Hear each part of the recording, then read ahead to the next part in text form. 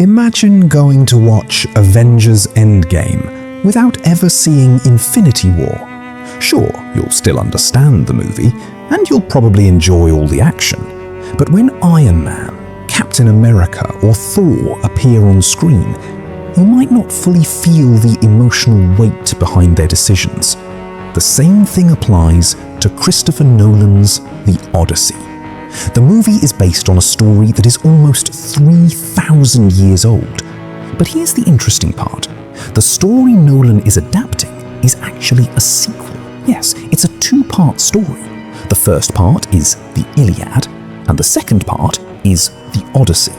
Nolan is adapting the sequel directly. And you already know Nolan. He never spoon-feeds his audience.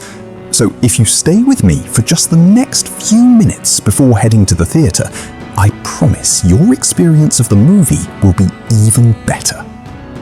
First, remember one name: Homer. In Western literature, he is considered a legendary writer and poet. Two famous epic poems are associated with his name, just like I mentioned earlier, the Iliad and the Odyssey. Both of these stories are so influential that they are still taught today in schools, universities, and literature courses. And that's not just because they are ancient stories, but because they created a new blueprint for storytelling that has influenced generations. Now, here's something important. These stories are called mythology because it isn't possible to historically verify everything in them. But mythology doesn't mean that the stories are completely made up or have no truth at all. Since these stories were passed down through oral tradition, they changed over time. Details were added, events became exaggerated, and different versions of the same story started to appear. For example, imagine you got into a fight with just two people. Years later, your son tells the story to his children, and then they tell it to the next generation. Eventually, someone says, "Did you know your grandfather was so strong, he fought 20 people all by himself?" So the original fight with two people eventually becomes a story about fighting 20. That's exactly how mythology works.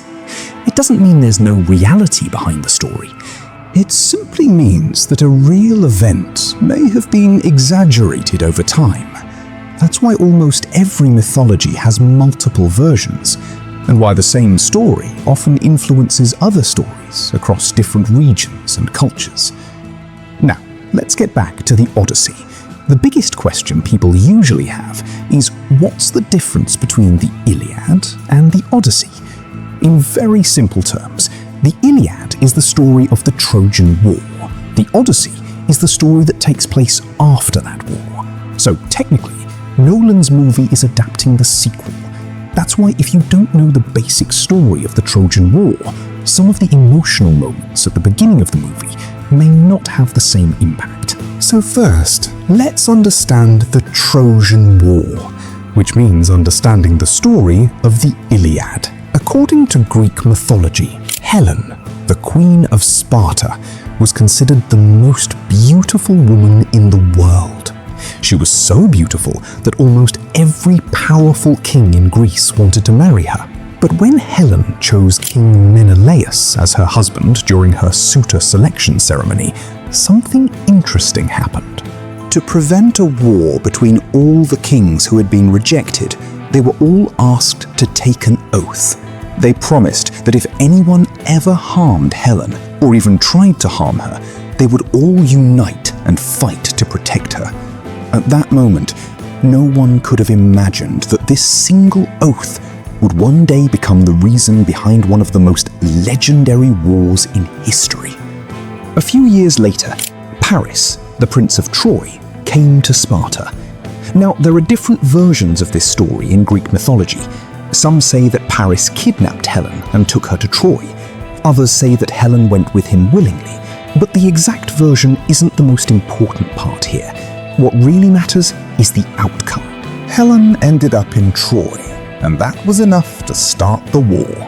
When Menelaus discovered that Helen was gone and the queen had disappeared from Sparta, he immediately went to his older brother, Agamemnon.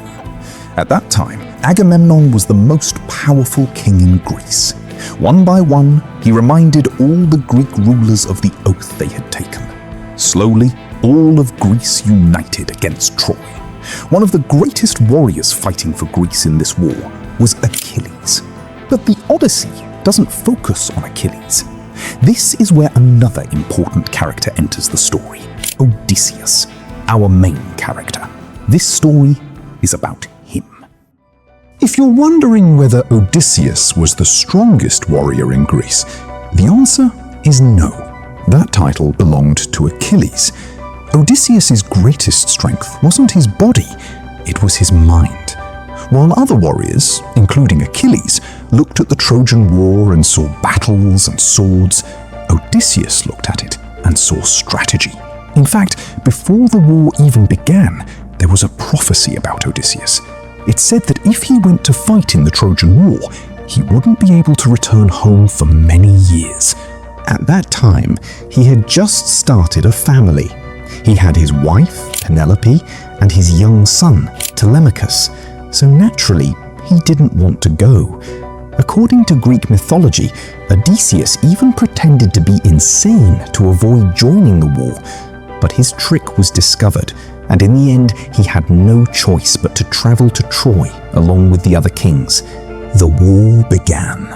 1 year passed, then 2 years, then 5, and before anyone realized it, 10 years had gone by. Thousands of soldiers had died. Legendary warriors on both sides kept fighting, but the walls of Troy still could not be broken. Greece had incredible military strength, but Troy had a fortress that was almost impossible to conquer through a direct attack. That's when Odysseus came up with the plan that is still considered one of the greatest military strategies in history, the Trojan horse. The Greeks built a giant wooden horse. Then they pretended that they had given up the war, accepted defeat, and sailed back home. They left the horse behind as if it were a gift. The people of Troy believed the horse was a symbol of their victory. They brought it inside the city themselves. But that night, the Greek soldiers hiding inside the horse climbed out.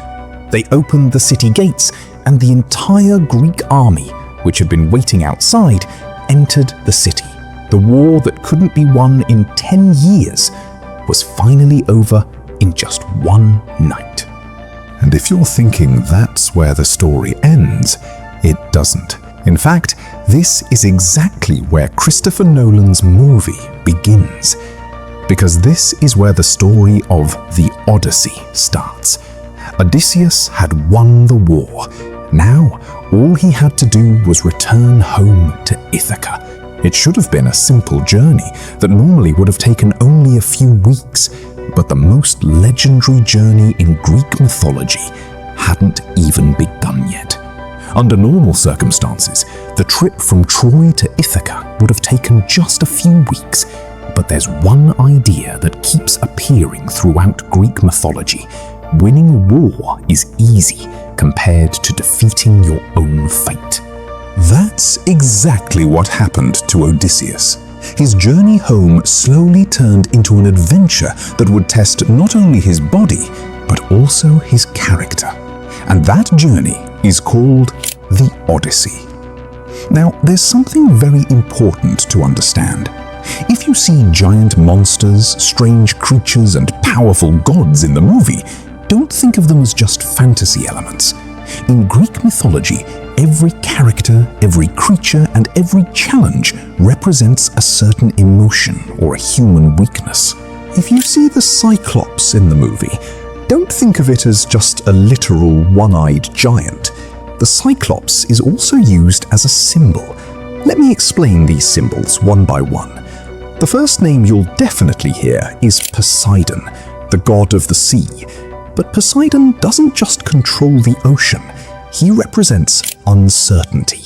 Just like the sea, life can become calm at any moment, or suddenly turn into a storm. That's exactly what Poseidon symbolizes. And if Poseidon becomes angry with someone, then no matter how close home may seem, reaching it becomes almost impossible. During this journey, Odysseus also faces a Cyclops, a one-eyed giant whose name has become extremely famous because of Greek mythology. But the importance of the Cyclops is not just that it is a monster. This is the moment where we understand why Odysseus is different from other heroes. While someone else might simply use a sword, Odysseus uses his mind. And without giving any spoilers, I'll only say this: after this encounter, his journey becomes even more dangerous. So if Nolan faithfully adapts this scene, it could become one of the most memorable moments of the film. After that come the Sirens. They are probably some of the most misunderstood creatures in Greek mythology. Because of movies, people usually think of them as just beautiful creatures that sing songs. But in reality, the Sirens are a symbol of temptation. They show every person exactly what they want to hear from their heart. For some people, it's power. For others, it's knowledge. For someone else, it's love. And for others, it's success. During this same journey, Odysseus also encounters Circe, who is a powerful sorceress. After that, many more legendary dangers appear in his path across different islands.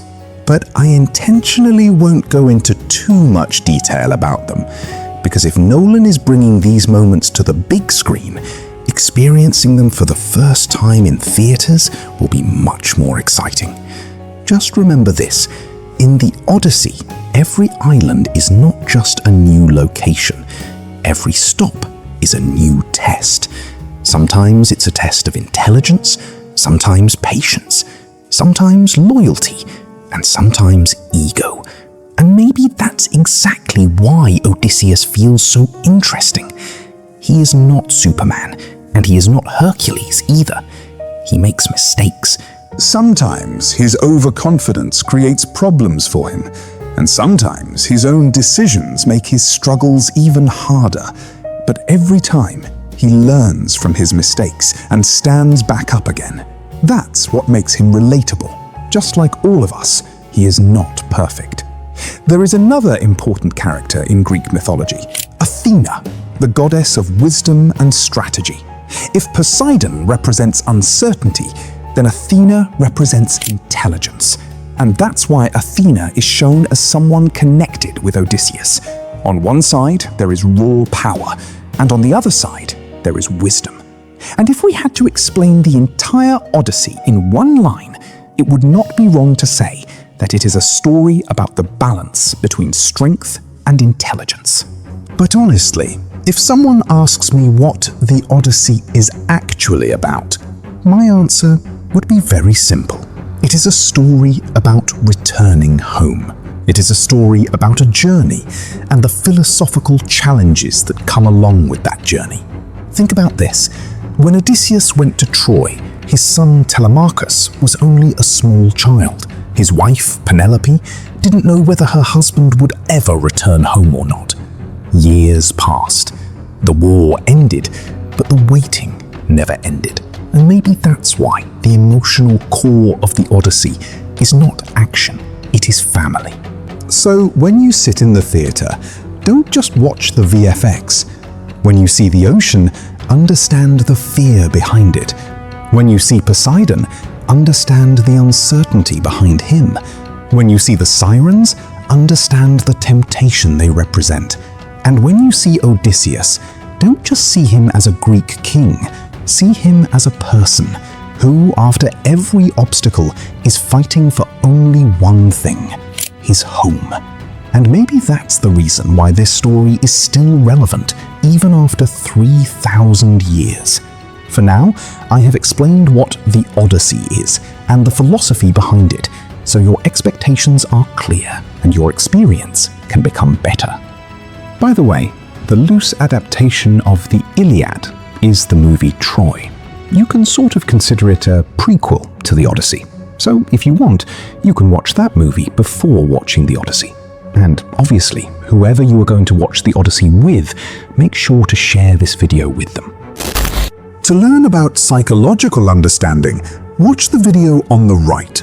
And to learn about mind reflection, watch the video on the left. I'll be back soon with new videos. Till then, be psychic and be different.